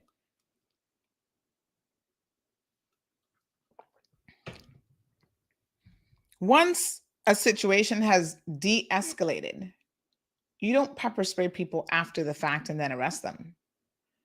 Now, the irony of it is I was actually in West Bay yesterday afternoon after 4 o'clock. I had an appointment with a client. And when I was leaving West Bay, I saw all this police presence rushing into West Bay, 3 police cars. And I said to my WhatsApp news notification list, I'm like, what's going on in West Bay? First, I saw a regular police cruiser flying on the bypass down by Badmanoo. Then I saw the one of the vehicles that's normally the firearms unit. And then after that, another cruiser. And I'm just like, whoa, something's going on in West Bay, because they're all booking it, sirens on, full blare, whatever. Now that I hear that this was what they were responding to, I'm like, what? So this wasn't a gangland shooting. This wasn't, a 16-year-old with a machete requires all the force, and I don't know how many officers were at West Bay Station, plus 3 additional cruisers coming from somewhere in Georgetown, including the firearm response unit. And you pepper spray the mother, her 2 sons, and then you arrest them and take them to the detention center. 2 hours later, I'm getting a phone call saying they're still locked up in the detention center and we don't know what's going on. If you take a child with any sort of disability like Down syndrome and you lock them up and they don't know what's going on and they don't have any idea of who you are and all these sorts of things, you might be creating a worse situation on your hands than you realize. So to be fair to the police, we reached out to them for a comment because I'm very, very curious to hear their side of the story. Because, you know, they say there are always two sides to the story and we're going to be fair to them. Do I believe this family that after the child had put the machete on the ground and everything was under control that they were pepper sprayed? Yeah, I can believe it. I think that a lot of officers are poorly trained and they claim that they were feeling threatened. Well, if the machete is already on the ground, the first thing you would do is just kick the machete out of the way, move it out of the way. He no longer has the machete in his hand. And why would it be necessary to pepper spray the mom and the other son? This is where in Cayman, I think all of our officers need to start wearing body cams because you know they're gonna come up with some story now and who knows. Is there cameras? Are there cameras in the police station? Make them have cameras on their vehicles that record when they pull people over and when they arrest people. And we need some body cams too, because I have a whole lot of questions here that I think need to be answered. A lot of times, Dana, you're right. They don't know how to deal with anybody that has mental health issues. Listen, even the court struggles to deal with people that have mental health issues. Because they say the only option they have is to lock them up and put them in jail. Because we are still waiting on this mental health facility to be constructed. So when they're in jail, they're not getting the type of rehabilitative assistance that they actually need. And it's sad because sometimes I sit in court and I look at them and I'm just like, you can tell that this person has, normally it's coupled with drug addiction, but they definitely have mental health issues. Now this little kid, and when I say little, I mean, you know, he's 16 years old, has been further traumatized. And I don't know what the outcome is going to be, but I think at least internally,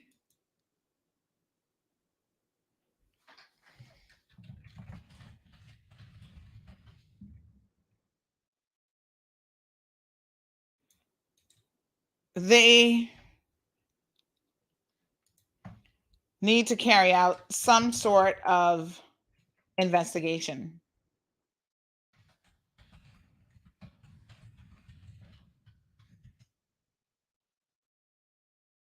Yeah?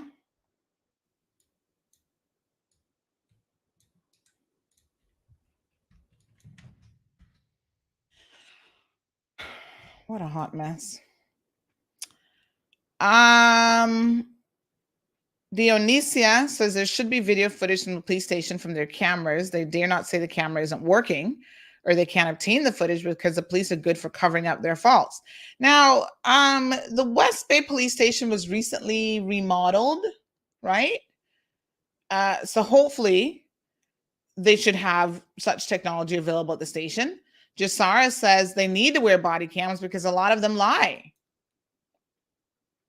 More importantly, Rosemary hits the nail on the head.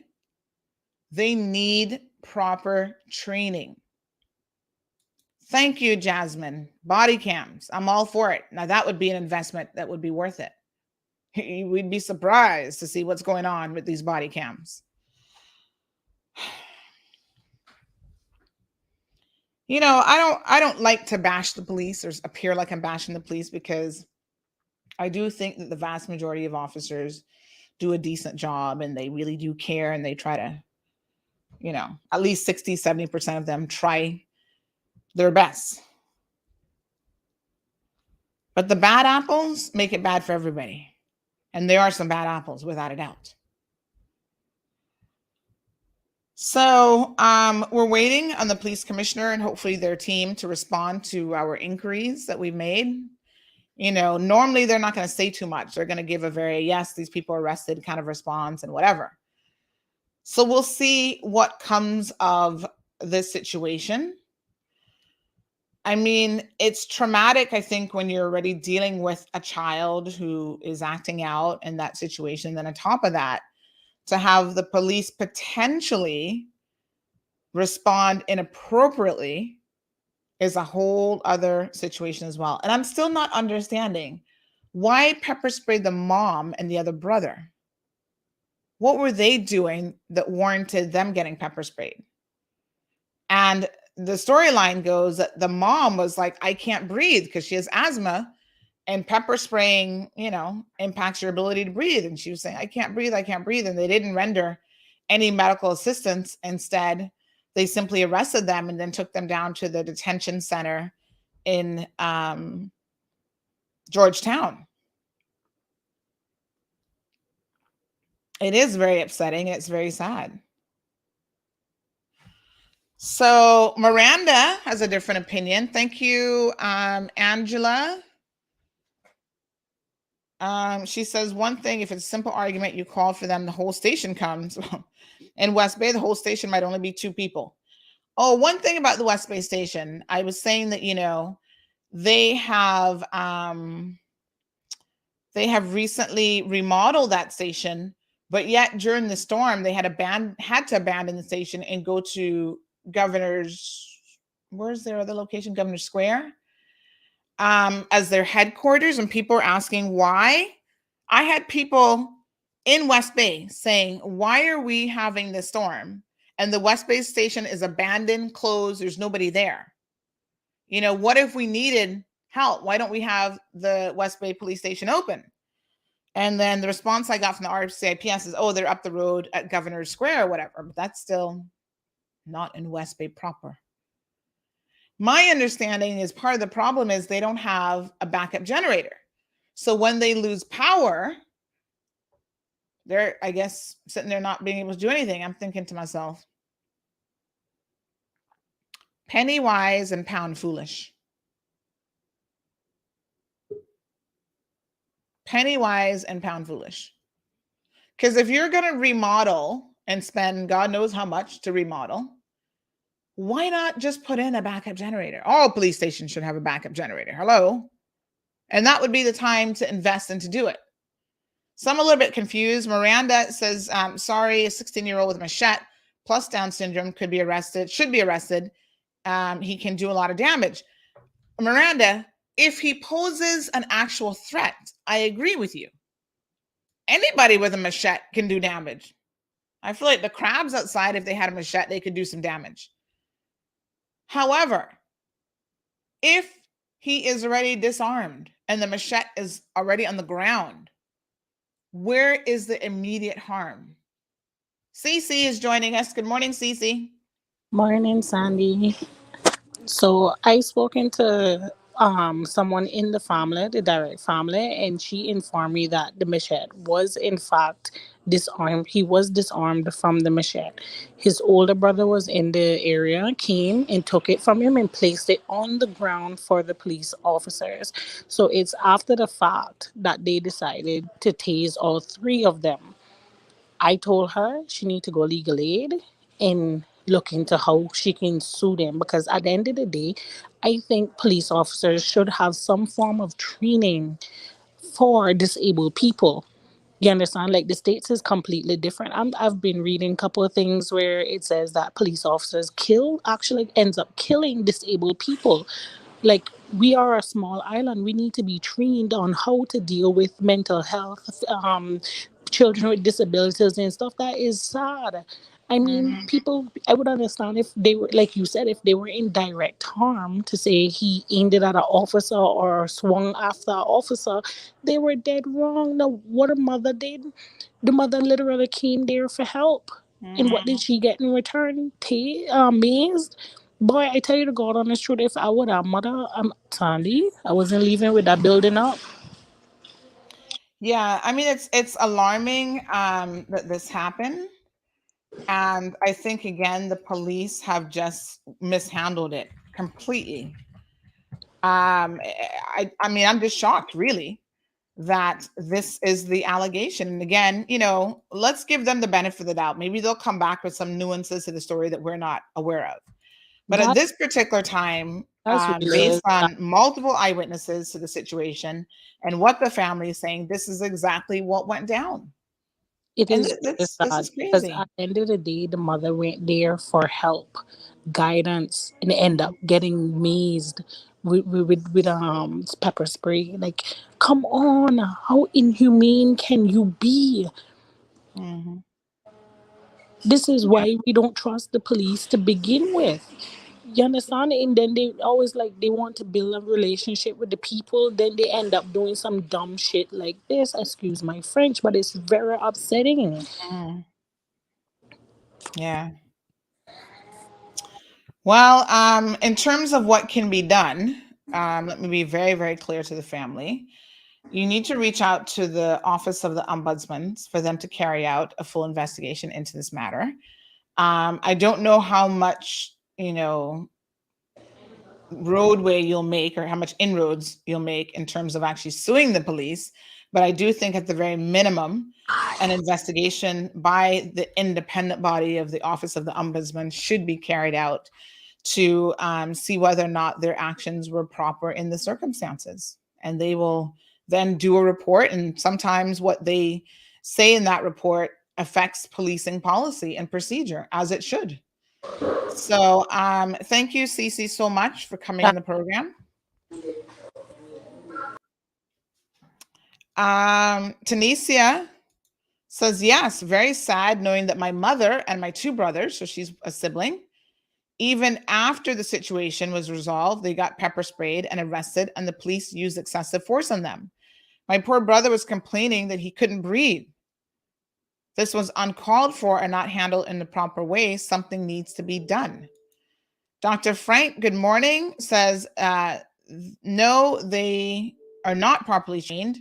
They were trained to perpetuate, my apologies, the violent colonial system of physical and mental abuse of those posing a perceived threat to their monopoly on violence. There's a reason Black Jamaicans are used and not white Englishmen that remain behind the veil. These policemen are tugs of British intimidation, which has gone on for centuries. Nothing has changed. They're gangsters working under the authority of the colonial master, and we hail as their benefactors and gods. There's different types of policing around the world. And sometimes I believe that we import people from jurisdictions that don't really have a good track record. They'll shoot you just because you're a pregnant woman and curse at them. And that didn't happen in the UK. Well, it might have happened in the UK. I don't know, but that happened in Jamaica a couple years ago too. So if we're going to bring police officers in that have a certain mindset and a certain mentality, maybe it's time we think about retraining them and retooling them for what is appropriate. Remember when the RCIPS changed their name from, what was it called before? They changed the S to service because they were saying, they're of service to the community. They wanted to do this whole rebranding exercise where they're more community driven. They have community officers and all this kind of stuff. That's a great exercise. But it's times like this when you really need to show that you understand. As someone else mentioned earlier, did they not, since the West Bay officers, they're in West Bay, do they not know the family? Do they not know, the individual situation that this child has? Thank you so much for that, astute listener on WhatsApp. Says it used to be named the Royal Cayman Islands Police Force, and then they changed it to the Royal Cayman Islands Police Service because they thought the word force was force, and they wanted to come across as being a bit softer than that.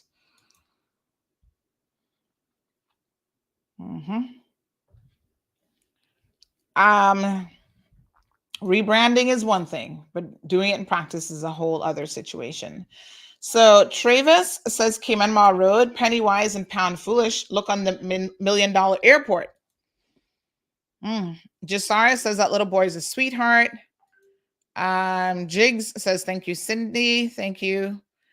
Jasara says, get the officers involved, badge numbers, and report them. This is so wrong.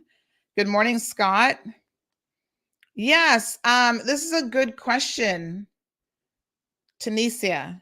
My question is, why was the firearms response? Like, honestly, when I saw them flying into West Bay, I was like, oh my God, there's been another shooting. That's immediately what came to my mind. I'm like, what's going on in West Bay? Like, they're sending all this force. When I then heard the story afterwards, I'm like, firearms response unit for that? What were they going to do next? Shoot the child? Come on. I don't know. Dionisia says there are too many instances where the police have mishandled and escalated situations. Even when they're found in the wrong, there are no consequences for their actions. Dr. Frank says, if the disabled child, mom, and brother suffered wrongful injury at the hands of the police, would they be able to hire personal injury lawyers that advertise on your page? Well, I'm sure they can consult with them since it's a free consultation. Why not? This is the kind of conversation that you definitely want to have. And if they have been injured, then definitely you want to speak to an attorney for sure. Yeah, personal injury lawyers, that's what they do, child. They will get you your coins and sue on your behalf.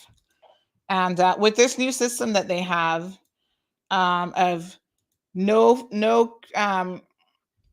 what is it called? No fee, no fee. Oh gosh, what's the slogan? Oh Lord, I forgot already. But basically, it's the American model, which has not been available until recently. There's a legislative change that made it available in this jurisdiction. That you don't pay anything unless you win your case, which is like really, really motivating attorneys to do a job. A lot of these attorneys are not motivated because you're paying them whether you win or not. It's your hard-earned money that's paying the bill, right? And so you pay them, and they win, lose, or draw, they're still going to get paid. Now, with this new model available, you don't pay a dime unless you recover. So I say that that's a win-win situation. Motivates them to work a little bit harder, and you should probably seek a consultation. Quite a sad situation. Oh, yeah. So we will continue to look into this, of course, and update you all as we hear more. Emma says they could invest in some different methods of rehabilitation because there are many people in jail for petty crimes that could be dealt with in other ways than going to prison. It costs $70,000 to house a prisoner, and we have the ability to incarcerate like 300 people. When the prison is full, the Caymanian people are paying $21 million per year to take care of the prisoners, and that does include running the prison staff and maintenance. I hope Pat can see past their noses and make some, and then it gets cut off. They had to go to the hospital last night after being released. Wow. Tunisia, I hope that we can do an interview, at least with your mom, to kind of speak with her directly about this situation. Very, very sad. There's so much that goes on here sometimes that is disappointing. Very. So we will definitely keep you all updated and keep an eye on this situation, folks. Be mindful at the end of the day that just because they're police don't mean that they're getting it right or they're doing it the right way.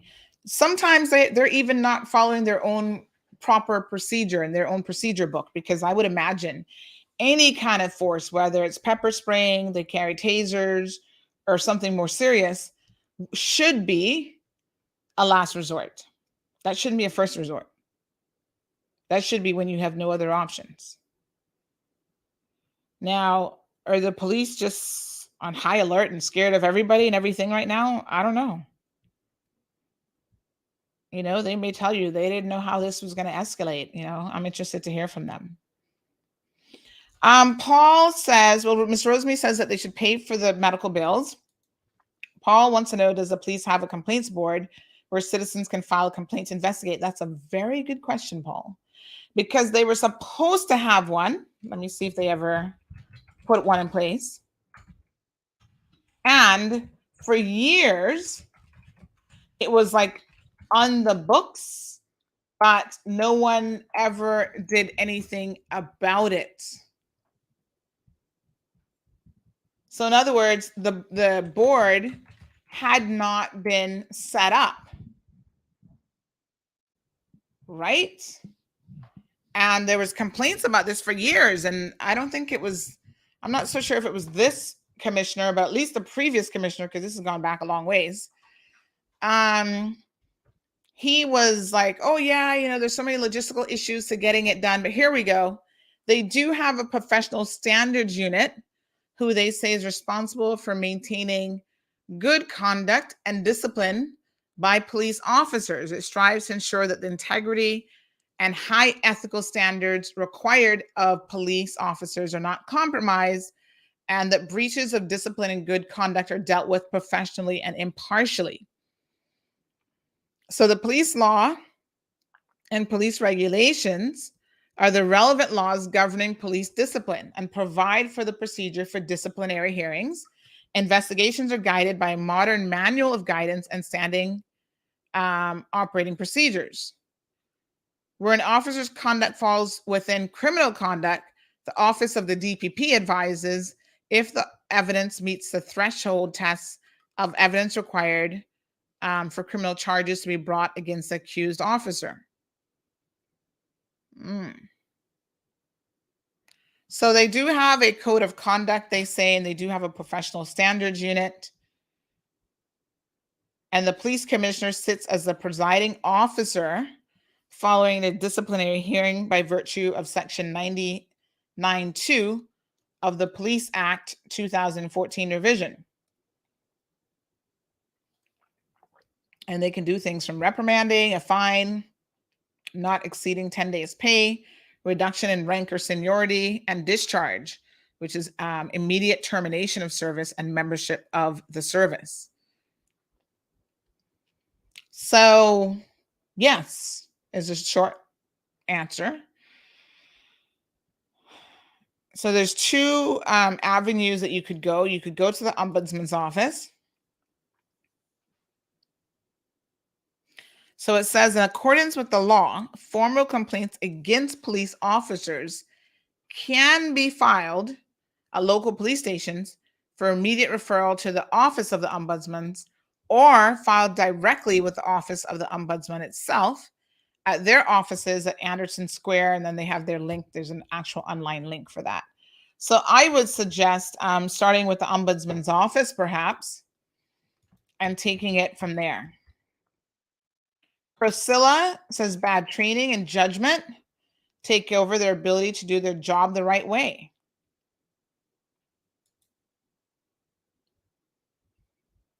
Cece says they're full of it. Whatever happened to we care, we listen, and we act. So this is the thing, right?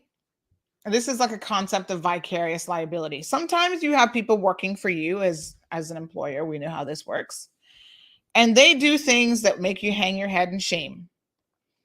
So the police service needs to deal with those officers in that situation immediately, because this is where their reputation becomes impacted. The commissioner wasn't sitting there saying, tase that young man. He wasn't giving them direction. So he might be sitting at his desk this morning just shaking his head like, what's wrong with my officers? They didn't handle this correctly. And I'm sure he's now making some phone calls trying to find out what is going on, what happened. And disciplinary action should be taken. Doesn't mean the entire police force is bad. It means they got some bad seeds. They're not properly trained, or they don't have good judgment. And a lot of them don't have good judgment. And they get, I don't know what they be drinking in their cup of tea in the morning, but they get all inflated and egos flying around and, pumping up themselves and all sorts of stuff. Morna says these policemen feel like they have the right to do whatever they feel like. They bring their dirty ways to Cayman and feel that they can do whatever. If they're wrong, they should lose their jobs. Right up. Miss Charlene, good morning, my dear. How are you? She says this type of police treatment has been happening for far too long, in particular to mental health individuals. I'm not asking, verbal to personal family experience. And yes, a lot of our police don't follow policing protocol. The police force needs to be rid of the majority of police officers straight. Well, I don't know if it's a majority, but even if it's 5, 10, 15, 20%, it's more than should be there. All right, listen, folks. Today at 3:00, there is a press conference, government COVID update. What do we think is coming down the pipeline? I think that we're going to be moving closer and closer to vaccine mandates for work permit holders. That's just my opinion. I don't have any inside information as to why I feel that way. I just do feel that way. So I think they're going to be talking about where we're at with the border reopenings, where we're at with the whole COVID situation. If you have any questions in relation to that, please send us your questions and we will ask them on your behalf. 324-1612 is the WhatsApp number. Remember, folks, CMR is here to give you a voice. It mightn't be everything you want to hear all the time, everything you believe, but we give different people a voice in this community. And we are finally at the table, so to speak, when it comes to these press conferences, so we can actually ask the questions in person. And so it's important for us to represent what's on your mind and what you wish to know. So that's at 3:00. Please do not send questions that are not related to the press conference topic. Keep it topical.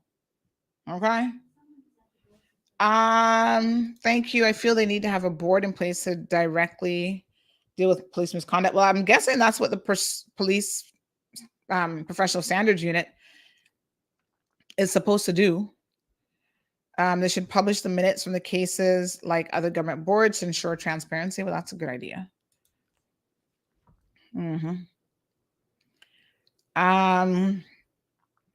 Well, Morna, it's only a matter of time. All right, good folks. That's all I've got. I need to find a ride. I need to go to the mechanic shop today and I need to find a ride. So I'm going to end the show just a little bit early because I need to make some phone calls and see who can pick me up and drop me off and that sort of thing. You guys, please have a safe day. Tune in at 3:00. And of course, if you're not able to make it at 3:00, remember that later on, you can go back and watch the live stream on Facebook or our YouTube channel, because those are types of things that we will have on both. So someone else shared that the police are lazy. The RCMPS is flat out lazy and can't be bothered to even learn the laws they're supposed to enforce. Anytime there's a mental health issue, they call an ambulance, taking up one of the 3 we have already. They don't know how to deal with it. Okay, fine. But get trained in crisis management, because there's nothing an ambulance can do but take the patient to the hospital. Majority of the time, the patient doesn't want to go to with the ambulance, so they're arrested under the mental health law. But the cops call the ambulance to get out of the paperwork. Now that's a hot mess of a situation. Thank you for sharing that. Thank you, Miss Rosemary. I love all of you too. We mightn't always agree on everything, but you know what? As a Caymanian, I'm here for Cayman first. CMR is here for that. Big shout out to Kenneth Bryan.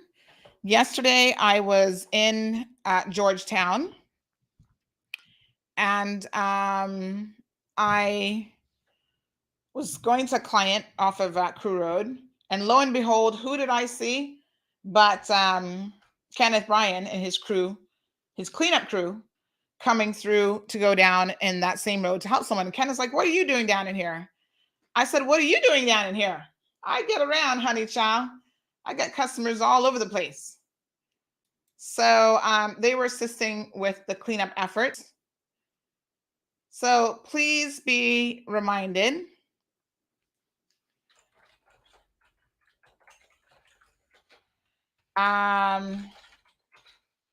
that if you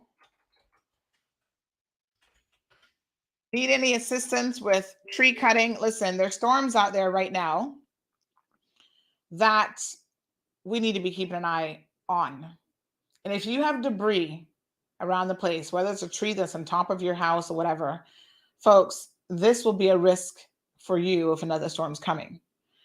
So contact the good folks over at Reliable Industries.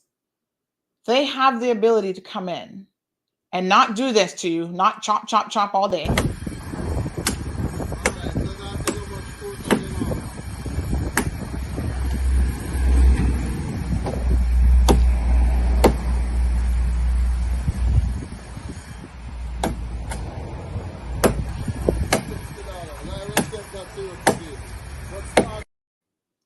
So that poor fella is going to be there. He might be chomping until the next storm comes. Don't let that be you, folks. Get it done. Get it taken care of professionally with the right equipment. Contact Miracle Brokers. Contact Reliable Industries. Now, speaking of Miracle Brokers, folks, do not forget that this is now August. We've got September, October, November, December. The end of the year is almost here. Christmas is almost here again. If you got children, they remind you of how quickly Christmas comes around, right? Is Santa coming back soon? Yes, he is.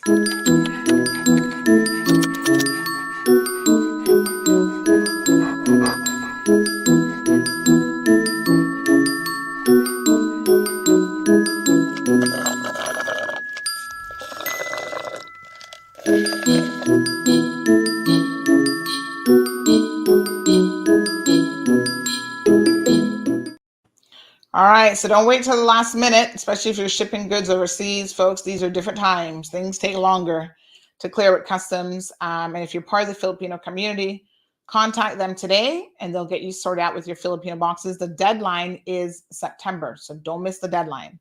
All right, my beautiful people, thank you guys so much for tuning into the program as usual. You're the reason why this is Cayman's #1 talk show. We don't have to go on extra on this program. You know? It is what it is. You make it #1. You listen, and we're here for it. Have a beautiful day and stay safe. Until tomorrow. Thank you for tuning in to another edition of The Cold Hard Truth. Make sure to check Facebook for showtimes and more information and the latest news at CaymanMarlRoad.com. Subscribe to our IG and Facebook pages to get the latest happenings.